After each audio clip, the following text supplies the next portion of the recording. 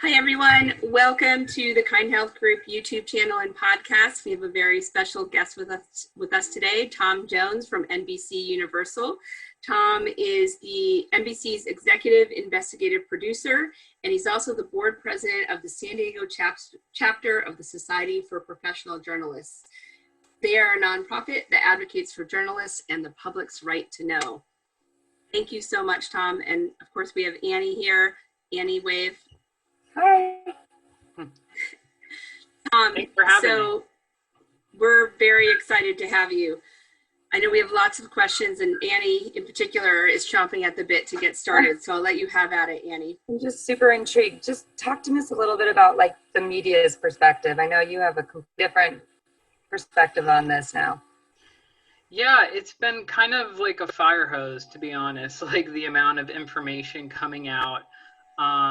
Every day, it seems like things are changing while our lives are changing dramatically, you know, whether it's work, home.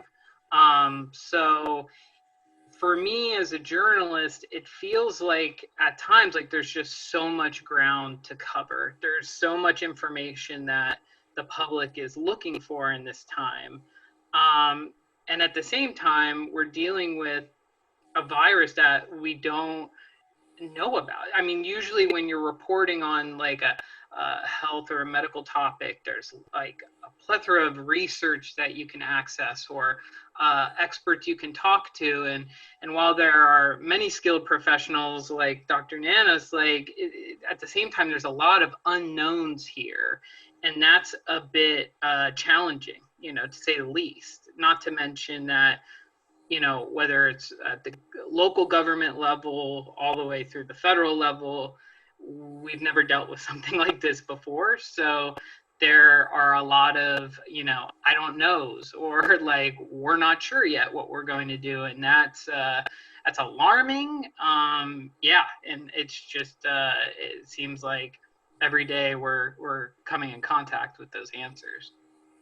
Right, and as an investigative producer, I mean, you probably have time to sort of research and sift through the truth before it goes on air. Do you feel like you're just scrambling now, and then by the time you even get a story, it's irrelevant an hour later? Yeah, I mean, that's a really good point. And yeah, you know, usually we do have a bit more time to put more research, you know, look at the data. And in this case, you know, we have been working at a more rapid rate, but we luckily in my situation, I have some colleagues where we can kind of work together, and we can have a system of like filters to go through to make sure. And also in some cases, I've just been consulting with experts, whether it's healthcare workers I know, people within the county or the city, just to say, hey, is this accurate? Like, am I writing this the right way? And yeah, it's a lot different than what we're used to. You know, we're putting out stories every day, you know, several stories a day. And like you mentioned, in some cases, you know, you put out a story one day and then something changes, and that story's, you know, maybe not irrelevant, but there's new information now, so you got to update that. So it's definitely a challenging experience. What has BC done differently as far as, I mean, I can see you're working from home. How has this changed your daily life? It's changed dramatically, and you know, I would say I believe about 90% of our workforce now is working at home. And you know, for print or digital journalism, you know, it may seem like, oh, well, that would be easier. With broadcast, we've actually been able to pull this off. We have some anchors who are even anchoring from home. All of our editors, producers, writers, they're all working remotely. And yeah, it's something that if you had asked us 3 weeks ago if we could pull off, it would probably be some question marks, but it's actually working out pretty well. The company has really made it a priority for us in our everyday doing our jobs to put safety first.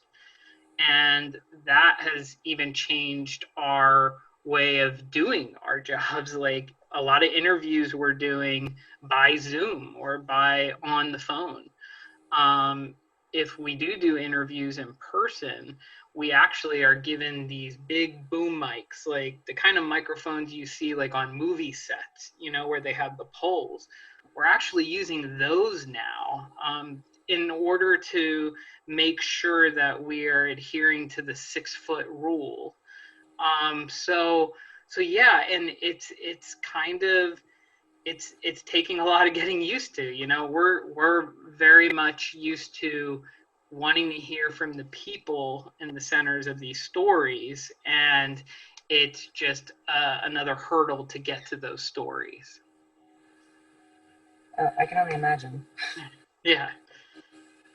It is amazing though when you're forced into a situation like this, how you find a way. You know, you were saying 3 weeks ago, or 3 weeks ago, we couldn't imagine doing it any other way either. But now, you know, you're just, everyone's motivated to make it work. And so there's a lot of ingenuity that you see coming through in these times, which is a good thing. But still, it's unsettling overall. Yeah, the adaptation, you know, everyone, and it seems like the community and everyone's very understanding. So yeah, it's all worked out, and you know, it takes a village, I guess. Have you been finding along the process there are so many other stories you want to, you know, dive into, like along the way? Like, I don't know, supplies. Why aren't there enough supplies? You know, why are the tagging so long to kind of come out? I mean, as a reporter, are you stacked more ideas of things you want to cover in the future? Yes. And it's this list, and I guess that's just the thing that I'm not used to, is just that this list just keeps growing and growing, and like you get answers on one thing and that just leads you to 5 other, you know, possible stories to look at. Testing, ICU beds in San Diego County, our infrastructure, I guess, as a whole has been kind of our priority at this point. But there's just so many sidebars because everyone's impacted by this. I mean, you know, undocumented person shelters here in the community, the issue with our homeless, not to mention the fact that there are, you know, thousands of Americans who are filing for unemployment, who have never had to do so before.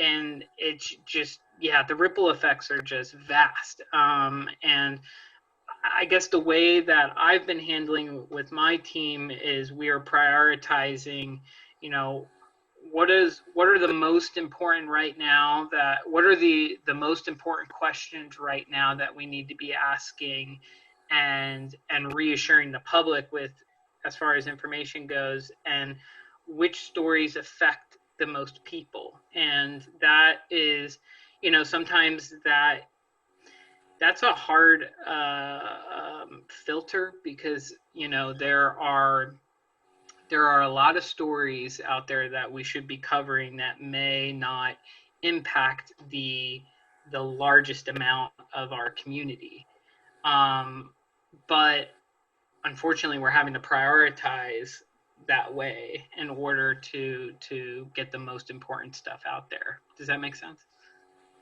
Yes. Yeah. So I feel like we're in the same boat. yeah, it's a challenge, but I know we'll get to them all, and you know, it's more and more looking like this is just going to be, you know, we're going to be covering this for this year, and at least for this remaining year as a top priority, but yeah, in the years to come. Yeah. Yeah. Is there anything that you guys have discovered in your team that you that has taken you by surprise? I mean, besides the whole issue itself, but anything that has shocked you in the last couple of days that you didn't? It's kind of hard to be shocked, it feels like, anymore. But yeah, I think probably, you know, obviously testing for the United States is kind of the number one surprise and shock, is that it's taking us so, it's such a slow pace in order to get the number of tests out there that other countries have. I think for me, the biggest shock has just been the infrastructure as a whole. You know, when it comes to one centralized location that has all that knows all of the people who've been tested and who's tested positive. You know, that's central. I'm very much a data. I work a lot with data, so I'm always on the hunt for data. And right now, that is really hard to get. Yes, the county is putting out statistics every day, and very appreciative of that. But from what we've found is that there are likely a lot more tests being done that are just not being funneled through the county, you know, public health department, health and human services. We, you know, when it comes to ventilators, this week yesterday I spent the whole day trying to figure out how many ventilators do we have, and we had been asking for weeks how to get this figure of how many ventilators are available in the county. And we hadn't really gotten a clear answer. And come to find out, the reason was because while it's highly encouraged for hospitals to report the number of ventilators to the county, it's not required. And everyone's going as fast as they can right now to deal with this crisis. But I guess that's just one little issue of a bigger, like, I'm just kind of surprised that we don't have an infrastructure in place in 2020 in the US that we'd have all of that information at our fingertips. You know, I know the New York Times in the last week, they came out with a really good report about how the past 3 administrations had done these tests, you know, these scenarios of a pandemic hitting the US. So to hear that, but then to actually look at the information, the systems that are in place, you know, I mean, granted, you know, on a global scale, no one was prepared for this, and that's understandable. And you know, I'm not pointing a finger at one agency or another. We're all dealing with this in real time. It's just still shocking or a surprise to me that, like, you know, we can order Thai food at our fingertips, you know, on our phones, but we don't have an exact count of how many ventilators we have in San Diego County. Well, I think from the physician perspective, and from the general, you know, healthcare perspective, someone inside the system, we all have known it's been broken for a long time, and I feel like myself and many of my physician colleagues have been jumping up and down for years saying this is a broken system that we need to fix. And now here it is uncovered for everyone to see at the most terrible time, and it's tragic. But this is the reality we've known for years as healthcare workers in this country, that it's just fragmented, you know, and disorganized. And, you know, the people themselves are obviously trying their best, and we have, you know, some of the most brilliant minds and most dedicated healthcare workers in the world here, but the system in which we work is totally broken. Yeah, and I think, you know, speaking to how, you know, this is going to be a story that we're going to cover for years to come, is like, you know, sometimes it takes us kind of coming face to face with a problem to finally fix it. So that'll be something definitely I'll be looking at in, you know, the months and years to come, is how are we going to learn from this and move forward? But for now, we're in it, you know. Yeah. Yeah, I mean, you would assume that all the agencies are sort of connected and, you know, information is shared, but now that you realize it's not as Right. that would be, it's a little disturbing. Yeah, because, you know, in some cases, you know, there's been a few examples where we're reaching out to all of these hospitals, in addition to the county, to try to get a piece of data or some up-to-date information. and we're just journalists, so it feels like, why don't we have a system already in place that's doing this? But yeah, exactly. I want to ask you about press briefings, but I don't want to get political. I just want to ask from a journalist perspective. I feel like there's so many times where you hear information and then it's, a counter argument immediately afterwards. What's your take on that? On the briefings? Yeah. My take from it is that the briefings at the city, county, and state level are the most informative. That's where you're going to get the most information that you can apply to, your everyday. And yeah, without being political, it's just that there's just been more info to use, in your everyday life in those more local briefings. And yeah, it's been unfortunate that we've seen that playing out during all of this. But then again, I guess we've been kind of used to it for the past couple of years, so we shouldn't be surprised that that's playing out now during all of this.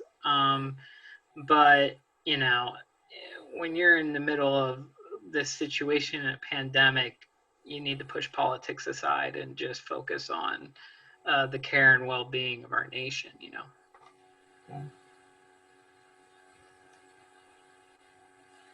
Yeah, so when you hear something that you think is obviously not correct and it's put out there either on a national or local level, what goes through your head? Well, when we've actually have been thinking of how are we going to, we're actually starting to figure out how do we fact check, and have a reporter or a producer, someone fact checking briefings as they're going on. Yeah, my top priority when I hear that is just to figure out how to get the right information out there. Unfortunately, as we all know, we're in a very polarized climate right now in this country. And so sometimes when you hear a different viewpoint or you hear a fact check, some people automatically go to this place of it being political. But again, like I said, I'm more of a data kind of guy. I like to see the numbers. I like to see the facts. So I think for the most part, people are getting it, and are questioning the information they're given more nowadays, especially with the issues of fake news that we've dealt with, and people are starting to get more aware that they can't just digest a piece of information and assume it's good for them. Right. I think they are, but I don't know that that's necessarily true. Yeah, people are watching 24-hour news and right. Come on, and the hysteria around it also. Well, I remember when this all first started coming down and so many people were blaming the media or journalists, for creating a panic here. And I even saw, friends and family on my social media feeds saying that, and kind of thinking what are you saying? You got to just look at the facts. And, I think some people are getting it, but at the same time, it's an area of growth right now for our community and our nation, is that we need to be, we need to know where our information is coming from, and we need to question, not everything, but we do need to question. Yeah, I mean, especially this kind of information that comes out, you need to question it and understand where the facts are that are coming to those conclusions. That's definitely true. Yeah. Annie, I thought you were about to ask a question there. Nope. I mean, I get what you're talking about, people are blaming, or, we've been talking a lot about checking the facts, I've been advising people to sort of tune into the news in the morning and then tune in at night. I mean, if you're watching all day long and contacting everyone you know and giving them every update, it's a little bit hard. Yeah, Right. absolutely. And I think people need to take a break sometimes when they need a break. I think that's healthy as well. And I'm coming from the news side of it, but at some points you need to take a break.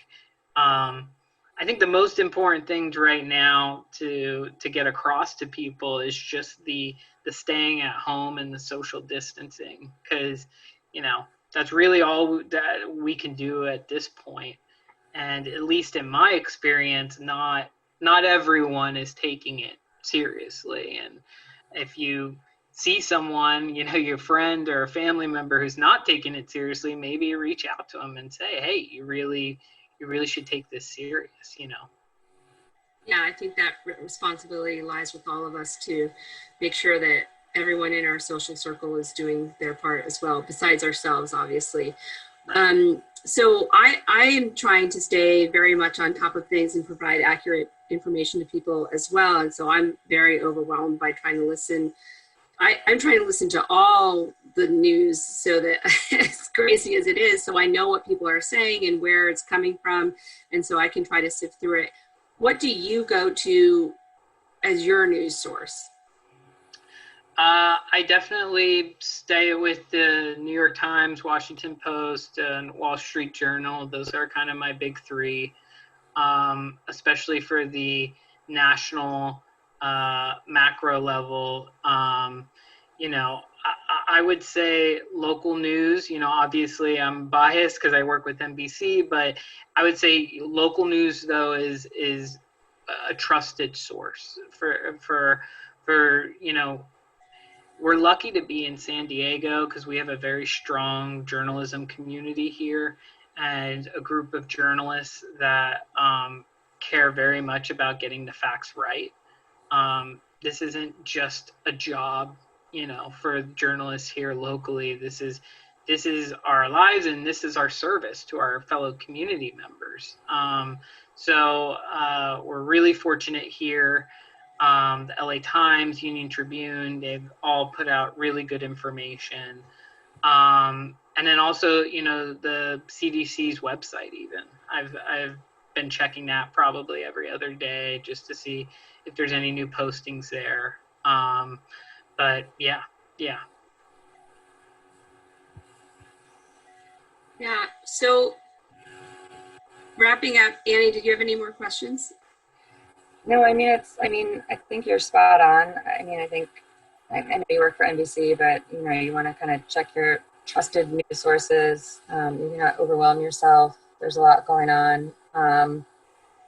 But I'm happy there are reporters like you and producers like you out there that are checking the facts. There's a lot of information out there, and people need to know what's going on. Yeah. Yeah.